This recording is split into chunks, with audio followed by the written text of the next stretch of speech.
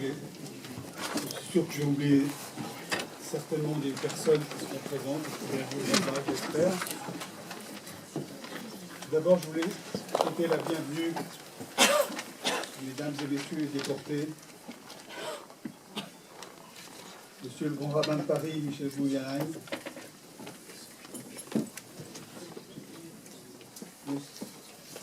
Madame la ministre Nathalie Kosciusko-Morizet, Madame Catherine Vieux-Charrier, qui représente la maire de Paris, Anne Hidalgo,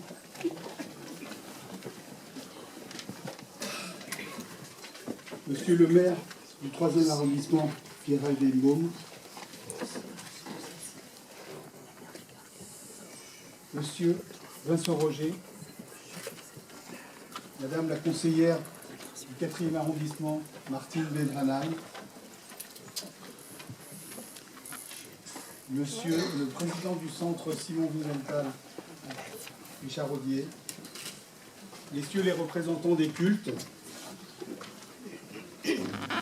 Mesdames et Messieurs les administrateurs de cette communauté, Monsieur le grand rabbin Kaufmann, rabbin de cette communauté et directeur du séminaire israélite de France. Juste rapidement, je voulais vous rappeler que depuis 1963, dans cette communauté, nous commémorons cet anniversaire de la libération des camps. Et même si cette année,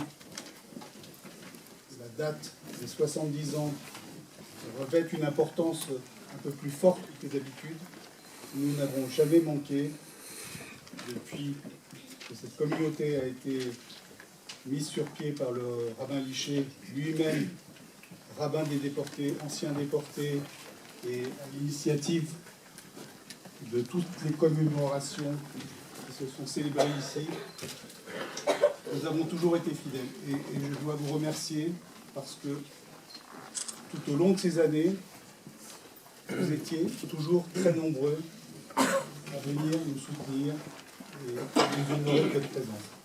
Je voudrais passer la parole à Milo Adonner pour son témoignage bouleversant qui ne manque pas depuis que nous avons mis en place cette commémoration que nous délivrons.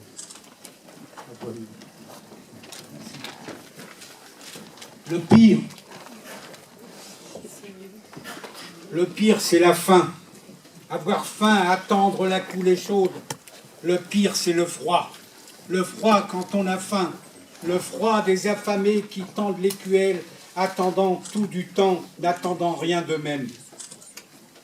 Le pire, c'est les coups dans les reins. C'est aux reins que les genoux s'articulent, douleur des coups d'écorce en genoux, douleur aux reins après 2 heures d'appel, coup au réveil. Le pire, c'est savoir qu'on ne sait pas quand ça finira, au matin de la libération, ou chaque soir du désespoir. Le pire, c'est le voisin qui tend sa face et sous nos yeux s'entrechoquent les dents. Le pire, c'est qu'on marche à reculons dans des souliers géants et que la nature nous coupe l'appétit et nous faisons de petits pas comme des enfants rêvant d'espaces plus grands. Le pire, c'est le pyjama rayé pour affronter la nuit polaire et tout que cette étoffe légère peut garder des seaux d'eau printanière. Le pire, c'est d'être ici. Le pire, c'est d'y penser. Le pire, c'est d'écouter le temps qui ne s'écoule pas.